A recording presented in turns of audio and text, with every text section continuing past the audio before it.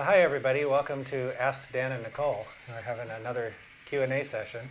Yay! And I thought it would be more fun to have Nichole instead of just me. So We'll see. we'll see.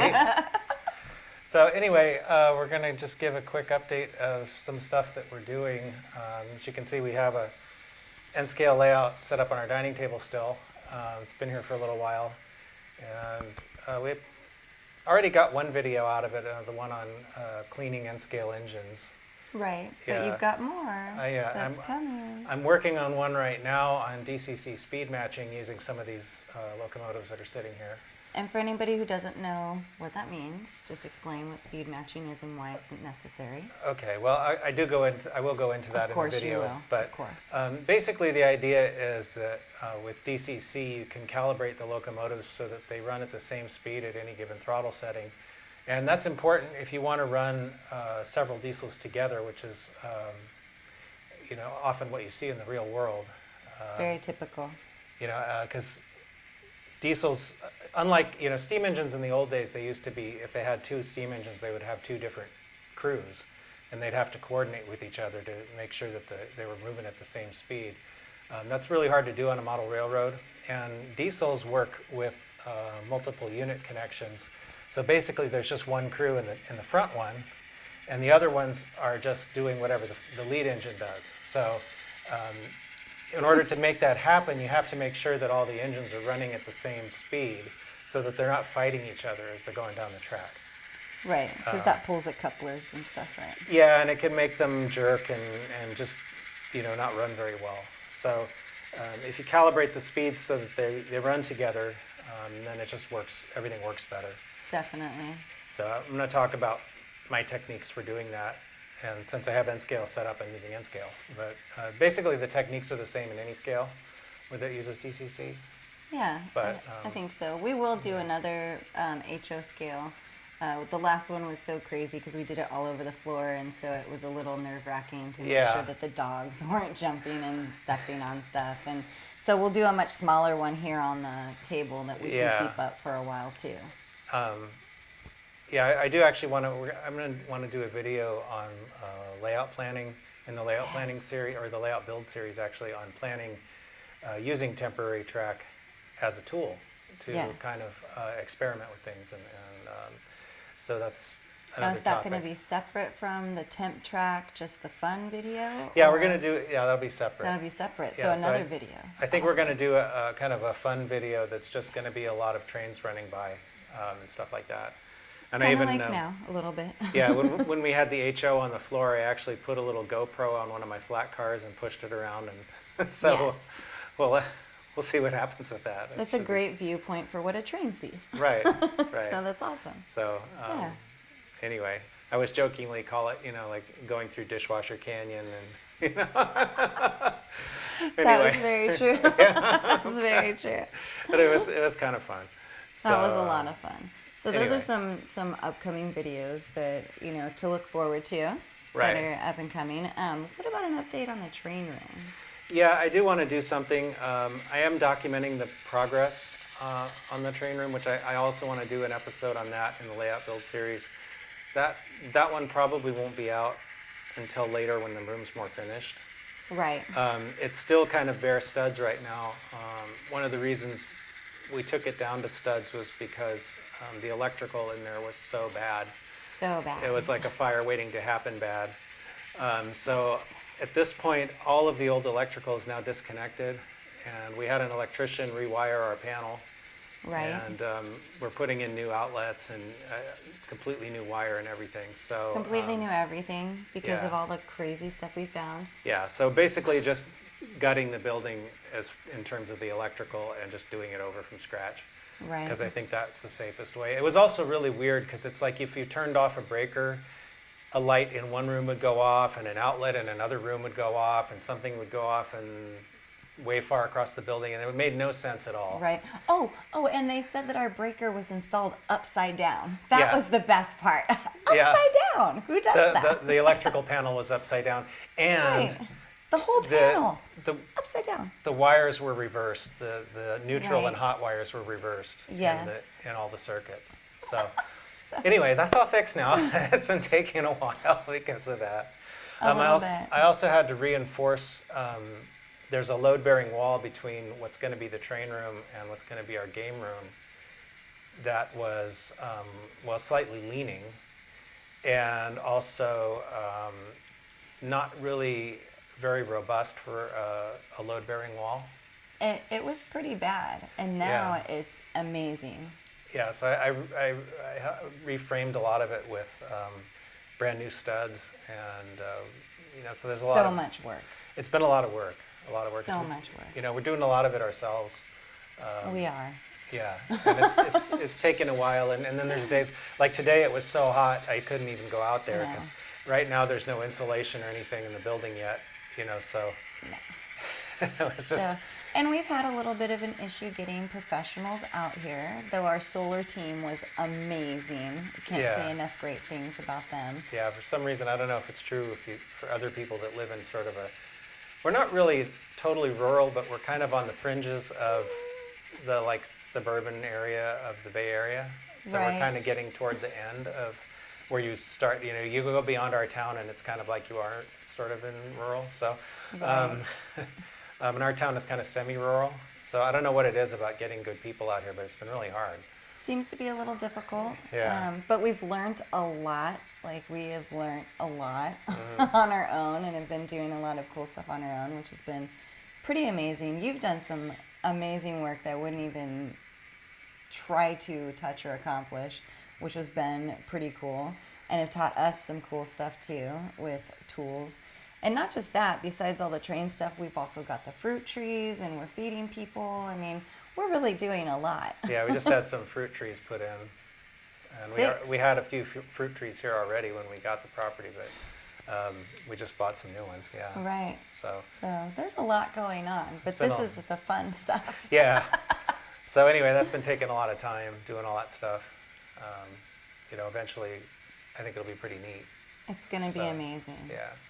But getting it set and safe is really a number one. And I'm really glad that this guy over here feels the same way. Because I've been around a lot of people that do things, they rig it, and people out there know who I'm talking about. And this guy is all about doing things right and safe, and I can't imagine anything ever happening to our house because it's being done so well.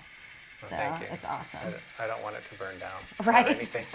We found a fall down. cardboard piece in one of the light switches in one of the walls we took down. A cardboard piece just shoved behind the light switch stuff. For no which is reason at all. Incredibly Why would you highly even do that? flammable. Just so crazy. So it's been a lot. So let's talk about captions, because that's something that's been happening now too. A couple of, or I don't know if it was the same person or asking multiple times, or if more than one person has asked, but several times people have made comments that they would like captions, closed captions for the videos, and we're starting to do that. We figured out how to do that with YouTube, and Nicole's actually been doing most of that. So I got 8 videos done. Yeah. I'm working my way backwards. Yeah, so it's going to take us a while to get the whole channel transcribed. But we really want to do it. We feel like it's important so that anybody and everybody can watch and enjoy. Yeah. Because we did look at, I guess YouTube does some kind of automatic captioning when you upload a video, and it's really bad. It was pretty bad. It's really bad. Yeah.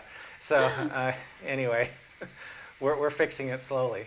Slowly but surely. It's a little bit of dictation, which I haven't done in forever. So it's a little bit like, whoa, what? I think I did that in high school. Wait a minute. So, once again, something that you learned and then were able to teach me, so it was great.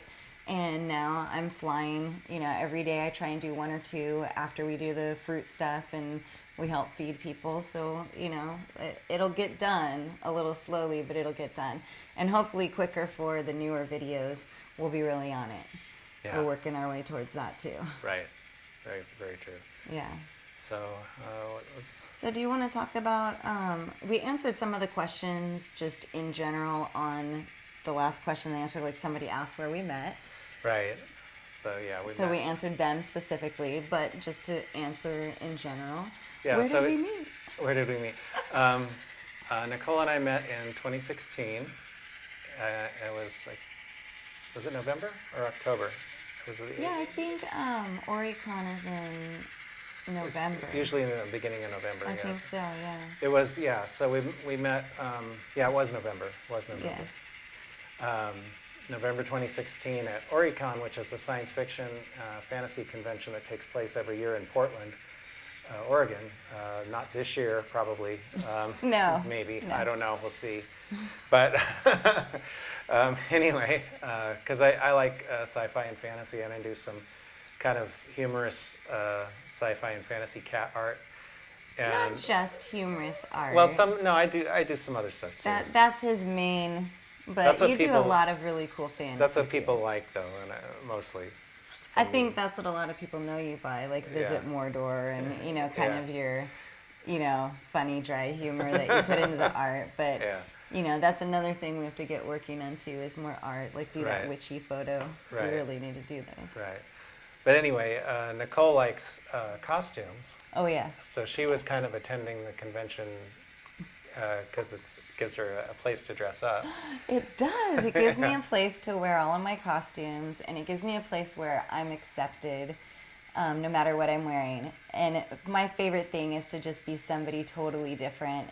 And on top of that, if I can get kids involved and I can be some kind of princess or fairy tale or, I've done so many different things, just butterflies and light up stuff and anything and everything that's fun and enjoyable for kids. I love it. I love kids.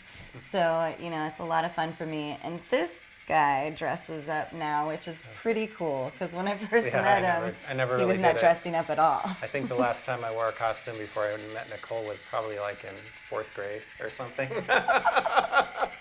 So. But now you have like all these great, really cool costumes. Yeah, well, I didn't think I liked it, but I think what I didn't like was I didn't like wearing dumb-looking costumes. I like wearing cool-looking costumes, which is a different thing. That is very true. We have found some amazing artisans that make stuff that looks like you could step back in time, and there's nothing better to me to be able to step back in time and play a role. And to see it infectiously, positively affect other people to where they're starting to have a good time and play too is just, it means the world to me. So I absolutely love that. Yeah. So that was one question. Right. And I think I think he wasn't going to give up after I said I like trains. I was like, we could just be friends because you live in California. I lived in Oregon. I put a lot of miles in my car. You did. You did. You put a lot of miles in. Yeah. You did. I was like, you're going to have to stay at the hotel because my mom was living with me. I was like, there's no, And he was like, we'll just see where this goes. And I thought, this guy's crazy. But when he came up, we went and we looked at trains and we did cool stuff together, and I thought, what a great friend to have. And then eventually it's just, he won me over. He really did. Persistence. There is something for persistence. And a 7-hour drive each way. 7-hour drive, yeah. That tells a girl something. So, he was invested. Yeah. So, someone else asked, and I'm sorry, I don't remember. I was looking for the comments before we did this show so I could try to give the person credit, but I couldn't find it. Basically, what my goals were when I started this channel. And one of the goals was just to let people know that I hadn't disappeared. Because, after I left TSG, and I watched exactly one program that John put out after I left, and he basically insinuated that I'd left the hobby. I don't remember the exact words, but it was something like that, and that just, kind of was a kick in the pants for me to just get out there and let people know that, hey, I'm still here. And Nichole encouraged me a lot to do my own channel. Well, you do a lot with trains in general, just because you love trains. But more than that, you know a lot about trains. And when you talk about trains, you say things like, this is what I've read or this is what I've learned. You leave it open to learn more. You leave it open for other people to discuss or to, bring what they know to the table. And, I really appreciate that. And I really think that that's something that's not or wasn't really a priority maybe before. And it gives people a feeling that they're part of something. So I feel like, and I hope that, your viewers out there feel like they're a part of the show more than just watching the show. And that, when they take time out of their day, which, time is precious, they take time out of their day to post to us or to let us know something, to me, that is investment into us. And that's an important thing to realize and to really be appreciative over. Yeah. And when I see stuff like that, I'm always going to encourage it.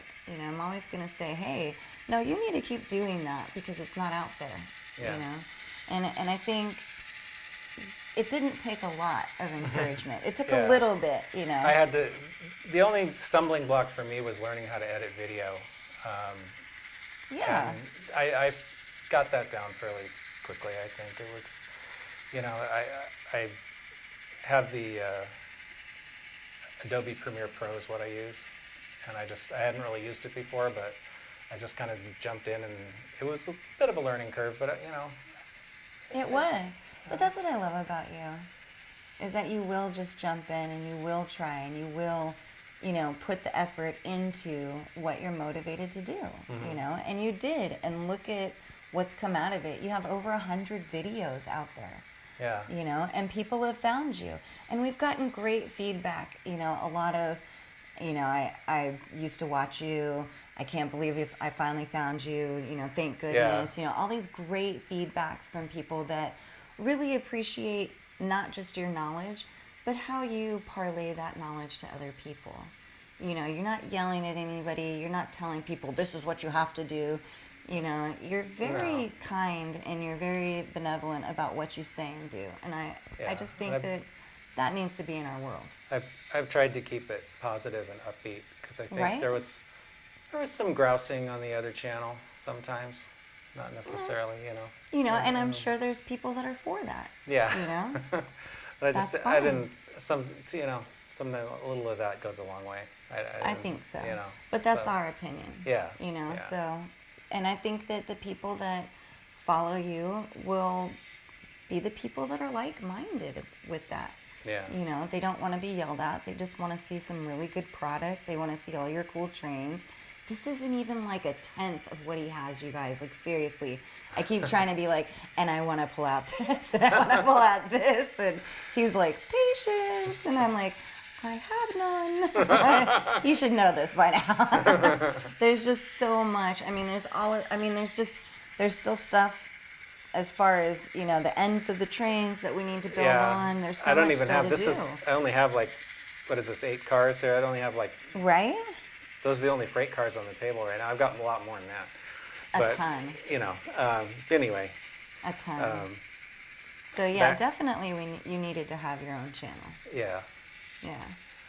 One of the reasons I have so much N scale is because after my first marriage broke up, I moved into a condo, and I didn't have room for much of anything really. So I got some, Unitrack, and started getting back into N scale so I could run trains around. And I used to run them on the floor until I discovered that even with this built-in ballast on the Unitrack, a little carpet fibers will get into the gears, so then I kind of didn't do that so much anymore. Not so much. Yeah, but I was getting a lot of N scale for a while. But anyway. But that's good. When we go to actually finish, and we go to put the trains on the track, I have a feeling that there's literally not going to be any track that doesn't have a train on it. We'll see. That you will have to take turns, honestly, because there's just so much. Yeah. But, when the temp track show comes on, it's going to be N scale, it's going to be HO scale. You're going to do the one for the RV. What's that called?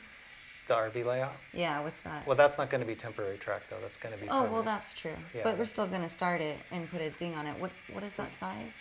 Oh, yeah. Yeah.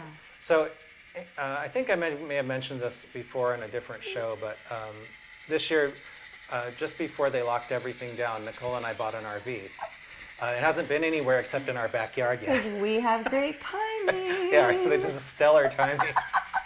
But anyway, we thought it would be fun to have some trains that we could take with us in the RV. So Yes. I'm going to build this little tiny N-scale / NN3, which is N-scale narrow gauge layout that's going to fit on the dinette table in the RV. And it'll be small enough that when we're not using it, we could just lift it and put it somewhere else, like maybe up in the camper area or something. Right. But I thought, wouldn't it be cool if we were out in the RV and we ended up going to a model railroad show or something? Then he could pick it up and take it in or whatever. I mean, Yeah. that'd be cool. Yeah, it's going to be small. It's very, the dinette table, I think I measured as something like 42 inches by 29 inches, I think. It's pretty small. Yeah, so that's it. That's the whole size of everything. So Right. it can't be any bigger than that. So it's But going to, oh, sorry. Oh, I'm sorry. But I feel like people have just small areas, and Yeah. so it'd be a really cool thing to do, where maybe you could see something that you might not have thought that you could put in that kind of a small area, and who Yeah. knows, Plus,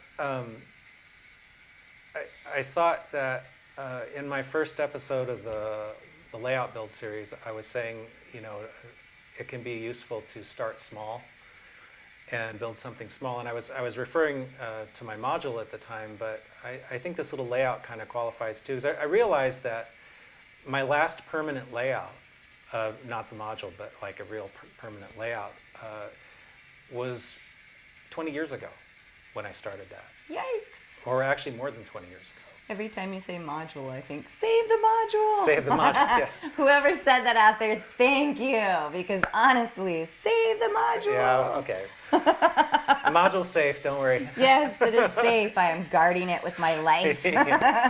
I will figure out something to do with it. Actually, I've been wanting maybe to put it on casters, and that way I can wheel it outside. Yes. 'Cause I started to take some of the review photos and other photos on it in natural light, in the sunlight. Yes. And I think it looks really cool. So having something that I could wheel outside for that is kind of neat. So if for no other purpose, I think it'll be good for that. I think so too. Yeah. And maybe we could store it, inside of the other garage where we're going to do the studio or, something like that. So it's not really in the way in the train room, We'll figure out a place for it. We'll figure a place for Yeah, it. definitely. But anyway, I think that's going to be pretty fun. I think the little layout is going to be part of the layout build series. Also, I'm going to do kind of a spin-off, or I don't know what you'd call it, a separate. Can we call it mini-me train track? Yeah, because the thing is, with building a small layout, you're doing all the same things you do when you build a big layout. You just, Much it's not smaller. it's not as big, so it doesn't take as long, and plus I have a lot of like N-scale structure kits and things that are left over from when I was a kid or when I was really young, and I would like to use some of those. Some of That them would aren't be even built. great. I think some of them are out of production. Really Maybe you old. could do like a video of you doing it and then at the end be like, psych, they're not around anymore. Just saying. But I think that would be very cool. Yeah. I would like to see more kits and more kit building kind of action as well and be able to videotape you doing that Yeah, and be well, able to put that up as well. Yeah, it's one thing I haven't been able to do a lot of is like structures because I haven't had anywhere to Right. put them. Oh, So, we still don't have anywhere to put them yet. No, so I think building even a small layout to be able to do some of that kind of work would be really fun. 'Cause I think it's so, yeah. Something I haven't, mostly I've been modeling equipment because that's what I had the space and time to do. Are these guys tracked to doing the same thing? Because they pretty much cross right at the same time They're each time. They're not running necessarily, the I same. think it's just kind of a coincidence. Just a coincidence. I think the diesel's actually going a little bit faster, but it's also got a longer track because it's on the outside. It's on the outside. So I really Anyway. like this track this time around. I didn't want to make him go too fast because I was hoping they wouldn't derail while we're shooting this. That would be so so awful. Yeah. We could put a little rip sign next to the train. So far, so good. Goodness. Yeah. Oh my. Anyway. So, and there's one other question I guess I'll get to. You ready? I think I'm finally ready for this one. A lot of people have been asking, and someone in the last Q&A video named Big Man Dan said, what happened between me and John? And John and I started working together in 2005, and we started producing DVDs mostly at that point. And over time, it kind of evolved into more focus on YouTube. When we started working together, we used the TSG name because John already had a business license for it. And we just kind of had a gentleman's agreement to split everything 50-50. And that was great. And we worked together really well for, 12, 13 years.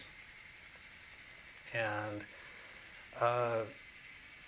then at the end of 2017, for various reasons that I didn't agree with, John decided that he was the guy in charge and that he was going to take a larger share of the money. Not that the money was ever great. Well, I mean. Yeah. I mean, you can only make so much from YouTube unless you're going gangbusters. Like these people have millions of viewers and stuff. I mean. So it wasn't so much about the money as it was about the principle. Because I had invested a lot of my own time and effort and money into TSG, thinking that I was building something that John and I owned together. I bought a lot of models. I mean, I buy a lot of models anyway, I know. But I bought a lot of models for stuff that I wouldn't have otherwise bought because I was trying to make, like, if we did a DVD like the N-scale DCC installs or something like that, I didn't want it to all be Southern Pacific or Santa Fe. I wanted to have some variety, so I started buying some, East Coast and Norfolk and Western, and I think there's a model of 611 sitting there on the table, which is a beautiful engine, but it's probably not something that I would have purchased, if we weren't doing a project like that. So I bought a lot of stuff like that, kind of, putting a lot of my own resources into the channel, more than I ever made from it. I also financed a lot of our travel when we went on chasing train strips and things like that. And so, when he said that, and basically I was going to be reduced to I'm not sure what, but it wouldn't have been a co-equal thing anymore. And we argued back and forth behind the scenes for a couple of months, but in the end I realized that, he was going to have it his way, and that I just didn't really feel like I could stay there under those conditions, and that's why I quit, because it just wasn't cool. I don't think it was cool. So that's basically. Yeah, basically I think that's a very good explanation of everything that went down to a very general degree, which is all that needs to be explained. Yeah. Sometimes good people just go separate ways, and sometimes somebody that you thought was somebody wasn't. Yeah. And, that's the way it is. And as they say, them's the breaks, kids. Yeah. I will say the thing I've learned from it is that no matter how well you think you know somebody, or even if it's your mom, if you're going to go into business, make a contract. That's something I didn't do and never thought we'd need. But if we had, it would have solved a lot of problems. Make a contract and make sure to write, even if it's written on the back of a paper napkin, it doesn't matter. But make sure to specify what each person's responsibilities are. Make sure to specify what each person owns, and make sure it specifies what each person gets out of the deal in terms of compensation. Right. Because that would have just saved so much trouble. And, it would have. And it would have been a lot, I think, better. But things stand right now, he's still using all the stuff that we made together, and I haven't gotten a penny from it since I left. So. And you sent him a cease and desist order, and he still has not. So, yeah. So that's where that lies, and it's a question of how far do I want to pursue it, and is it worth doing that? So, And honestly, in the end, it's just worth living a good life. Yeah. That's what's worth. It is. Living a good life and doing what we like to do, and we're living a good life. Yeah. Because I think I would rather spend money on, trains and costumes for Nichole and traveling and, than I would on lawyer bills. So, well, yeah. Yeah. Because then the only people that win are the lawyers. Right. So, right. So, anyway, I wanted to get that off my chest. I've been wanting to get that off my chest for a long time, and so I think I'll just leave it there and move on. I think that's a great place to leave it. I know that over the last couple of years you have been wanting to, and we've had lots of discussions about it, and I think that you're in a place now where you're ready to just move forward on what you really like to do. Yeah. And what you're really trying to create here, which is really some fascinating videos that will help people in their own homes. And we're never going to get rich off of this kind of stuff, and that's fine. That's not necessarily, even though the channel's been monetized and it's a little annoying, and we're trying to figure out how to fix that a little bit, because I don't know about you all, but I get like hour-long health stuff about gut health, and then it's preceded in the second one with like a half an hour long about dogs' gut health. So I don't know what's going on. What does that have to do with model railroading? Nothing. But, hey, so it's very odd, but just to totally be clear, this is not necessarily about making money, and I think that finally that's been like a kind of wake-up call, like, hey, it's cool if it makes money, but it's not really about that. It's about disseminating this amazing knowledge that you have inside of your head. And knowledge is power, and you would like to give that power to other people to create cool stuff in their house, too. Mm-hmm. And that's amazing. I love that. Yeah. I just want to have fun with the trains and Nichole, and just, I think it's turning out pretty well so far, the channel. Yeah. And I think so too. Somebody asked if they could see you play guitar, so maybe we'll do in the future some kind of something.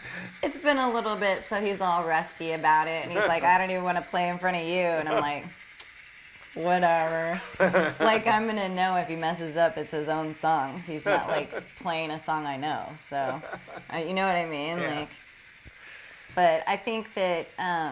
But yeah, that'll leave us open to doing those funny, silly cartoons you want to do too, with the funny voices and, the silly cat cartoon song. Yeah, I don't know if we'll do that on this channel or if we'll do something else, but we'll see. Right. I've had a lot of ideas to do a lot of things. So hopefully we'll get to do some more of that. Yes. In the future. If we make another channel that's just like the Quarterpassies, just has everything on it. Yeah. All of our silly, funny, goofy selves, then, whoever wants to watch can watch. Right. And that's cool. Yeah. Because it's all about spreading positivity and, imbuing people with knowledge so that they have the power to make good choices. Yeah. Yeah. So, anyway, do you have anything else? No, I think that's a pretty good Q&A, and I think that we covered everything on here. Cool. Yeah. All right, so I guess we'll leave it there, and thanks for watching. Thanks for watching, guys.